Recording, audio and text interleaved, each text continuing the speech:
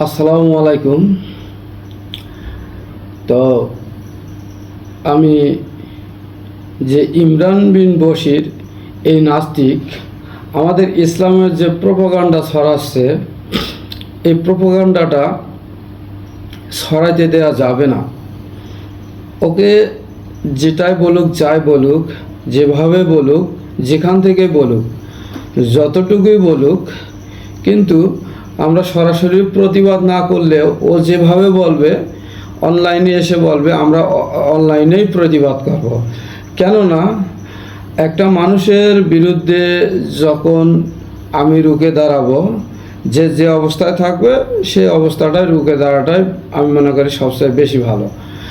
তো এই নাস্তিক প্রোপাগান্ডা যে বর্তমান যুগে আমরা ইহুদির হাতে মার খাচ্ছি, অর্থাৎ আমাদের ইসলাম কোনো একভাবে এই সারা বিশ্বকে জয় করবে, সেটাও বুঝে ফেলছে। এখন এই বুঝে ফেলাতে ওর গায়ে আগুন ধরে গেছে, মানে ওর জ্বালা চলে গেছে। মানে এমন এক প্রকার নাস্তিক, এর নাস্তিকতার একটা বিশাল একটা দৈর্ঘ্য প্রস্থ উচ্চতা ও পরিমাপ করেছে, যে যাতে যেন এটা ছড়াইতে না পারে। আসলে ভালো জিনিস কখনো কোনো দিন নির্মূল হতে পারে না। হ্যাঁ, আমি এই কারণে বলতেছি যে ভালো জিনিস নির্মূল হতে পারে না। এ কথাটার ছোট্ট একটা ব্যাখ্যা দেব এখনই। তার আগে বলি যে ও যে দোষ ত্রুটিগুলো হজরত মুহাম্মদ সাল্লাল্লাহু আলাইহি ওয়াসাল্লামের ধইরা এই কথাটা বলছেন, কি কারণে বলছেন? যে একদিনে 900 লোক নাকি নবী করিম সাল্লাল্লাহু আলাইহি ওয়াসাল্লাম খুন করে বলেছেন, যেটা অমুকের ছেলে তমুকের ছেলে, লাশগুলো ভাগারে ফেলে দাও। হ্যাঁ, এরকম করে ময়লার ভাগারে ফেলে টেলে দিয়ে একটা উল্লাসের মতন ওর কথা অনুযায়ী। তো ইহুদিরা আমাদেরকে কিন্তু এখনও বেধর্মে ওই রকমভাবে মারছে। তো শেষ পর্যন্ত হজরত মুহাম্মদ সাল্লাম যেভাবে ওদেরকে মাইরা ইসলাম জয় করেছে, ওরা চুপ থাকার কারণে আমরা এখন চুপ আছি ইহুদির কাছে। আমরা ইসলাম ধর্ম জয় করব, কিন্তু ইহুদিরা আর কখনো পেরে উঠবে না। এটা সত্যি কথাও বলেছে, কিন্তু যেটা আরও সত্যি কথা যেটা ও বানিয়ে বলছে সেটা হচ্ছে মিথ্যা কথা। হজরত মুহাম্মদ সাল্লাল্লাহু আলাইহি ওয়াসাল্লাম 900 কেন 9000 যদিও খুন করে থাকে, এই 9000 ব্যক্তি মারার একটা কারণ ছিল, সে তারা কখনো সুন্দরভাবে ইসলাম প্রচার করতে দিত না। তো ইসলাম না প্রচার করার কারণেই উনি বলছে যে ইসলাম প্রচার করতে দেবে, মোহাম্মদ আমাকে কিছু করবে না, এসে এটা ওটা মিথ্যা কথা, ওর চরম মিথ্যা কথা। তো যেটা আমি বলতে চাচ্ছি যে ভালো জিনিস এর গুণাগুণ সবসময় অটুট থাকে, ব্র্যান্ডের মাল সবসময় ব্র্যান্ডের মতোই অটুট থাকে। তো দেখুন, ও বলতেছে যে একটা মানুষ হয়ে কিভাবে একটা ধর্ম সৃষ্টি করে। আচ্ছা, ধরলাম তিনি একজন সাধারণ মানুষ, কিভাবে ধর্ম সৃষ্টি করলো, আচ্ছা সেটাও পরে বলছি। তো এখন মেইন কথা, মূলত কথা, সে একজন সাধারণ মানুষ, তার ওসিলায় করে 200 কোটি মুসলমান পৃথিবীতে আছে। তো 200 কোটি যদি মুসলমান পৃথিবীতে যদি থাকে, তার কথা অনুযায়ী সে যুদ্ধ বিগ্রহ করে এই লোকগুলা তৈরি করছে। তো আসলে তার একটা গুণাগুণ ছিল, কিন্তু যুদ্ধটা আমি মনে করি অপশনাল। এটার অনেক প্রেক্ষাপট আছে, অনেক কাহিনী কিচ্ছা আছে, যেহেতু ভিডিওর মাধ্যমে বলা যাচ্ছে না। কিন্তু সেহেতু আমি আরেকটা কম্পেয়ার কথা বলবো। কম্পেয়ার কথাটা হলে গিয়া, হিটলার যেমন 60 লক্ষ ইহুদি মারছে, এখানে কোন স্বার্থে মেরেছে? হিটলারের নিজের স্বার্থে। আর ইসলাম ধর্মটা নবী মুহাম্মদ সাল্লাল্লাহু আলাইহি ওয়াসাল্লাম যে সবার স্বার্থে, যাতে যেন ভালো থাকে, সুন্দর সুব্যবস্থা, সুন্দর সঠিক বন্টন, সব কিছু, কেউ খাইলো কিনা 40 ঘর খুঁজে দেখো, নানান একটা আমাদের সুন্দর সমাধান দিয়ে গেছেন। আরও একটা বড় কথা, এই হজরত মুহাম্মদ সাল্লাল্লাহু আলাইহি ওয়াসাল্লাম 60 লক্ষ মানুষ তৎকালীন সময়ে মারা তো দূরের কথা, এত লোকেই কি সারা আরবে ছিল কিনা সন্দেহ। যাই হোক, যতটা ছিল ছিলই। কিন্তু আমি যেটা আবার বলবো, যে চিঙ্গিস খানের নাম শুনছেন, ও তো একটা মানুষ। ও নিজের কারণে ও যে সারা পৃথিবীর মধ্যে একটা যে প্রভাব দেখায় গেছেন, হজরত মুহাম্মদ সাল্লাল্লাহু আলাইহি ওয়াসাল্লাম তার এক কানেও দেখাননি। হ্যাঁ, সে ভালোবাসায় যেখানে যুদ্ধ করার দরকার যুদ্ধ করেছেন, যেখানে ভালোবাসার দরকার ভালোবাসা করেছেন, এবং সুন্দর মতো আমাদের এই ইসলাম ধর্ম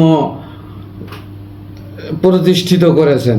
তো এখন কথা হলো গিয়ে সে আবার কথা বলতে বলতে বলেছেন যে অভিজিৎ রায়, রাজীব, হুমায়ুন আজাদেই বলবো, এগুলো ইসলামের বিরুদ্ধে লিখছিল।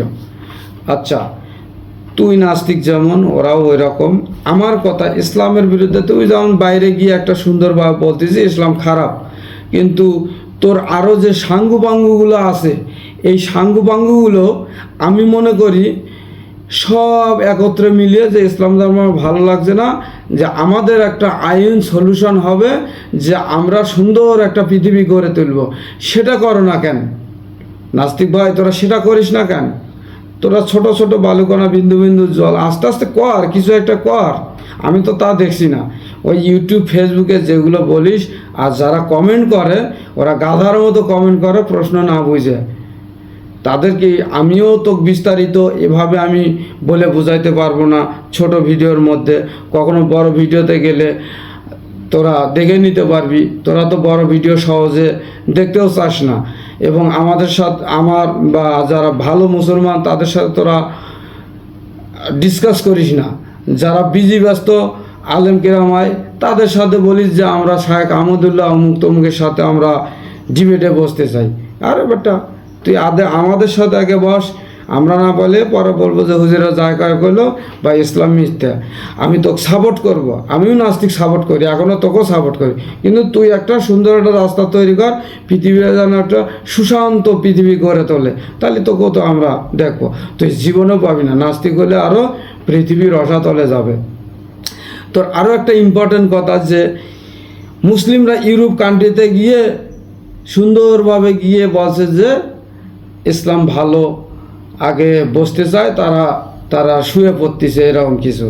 প্রথমে যায় সেখানে দাওয়াত দেয়, দাওয়াত দিয়ে তাদের উপরে আরও চড়া হয়ে মেরে ধরে তাদেরকে মুসলিম বানাচ্ছে এইরকম। হ্যাঁ রে মূর্খরে, কোথার থেকে যে এই কথাগুলো পাস? আচ্ছা হলোই, তোর কথা অনুযায়ী তোরা ইউরোপ কান্ট্রির লোক কি ভালো? ওরা কি বোঝে না? এত কি ওরা সস্তা? তুই কীভাবে জানলি ইউরোপ কান্ট্রি যে তোর ইসলামকে এত সহজে সাপোর্ট করবে, এই ল্যাংটা ফ্যাংটার দেশ? হ্যাঁ, তুই কীভাবে এই কথাটা বললি?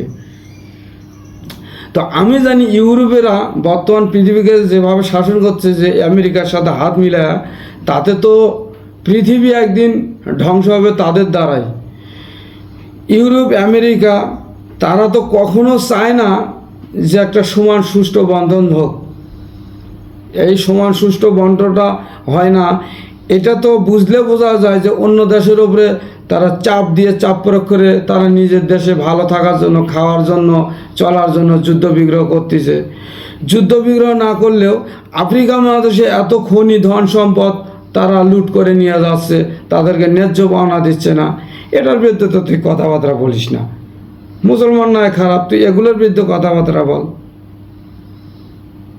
ভালো হয়ে যা। ভালো হতে পয়সা লাগে না। তো আমি শুধু এই নাস্তিকদের জন্য কোনো কথা বললাম না, আমি বললাম মুমিন মুসলমান ভাই নাস্তিক সবার জন্য।